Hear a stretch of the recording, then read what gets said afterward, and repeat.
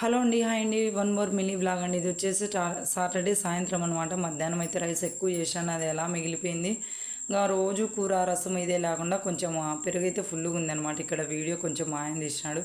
ముందు నేను back side camera అంత లైట్గా సరిగ్గా కనిపించలేదు, చూసుకోలేదన్నమాట. ఇక్కడ వచ్చేసి పెరుగు ఉంది కదా, పెరిగేసి కలిపి ఒక 2 hours పెట్టినామంటే బాగా ననిందంటే మంచి టేస్ట్ అండి, సూపర్గా అనిపించింది అనమాట.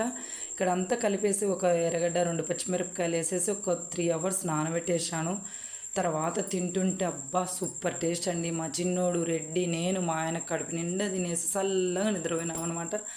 ఆ ఎర్రగడ్డ నంచుకొని తింటా అంటే దాంట్లోకి ముందు ఆవకాయ వేసుకొని తిన్నామండి. ఎర్రగడ్డ ఆవకాయ సూపర్ అనమాట. నేను తింటా అంటే మా వాడు చూడండి నోరు ఓపెన్ చేస్తున్నాడు.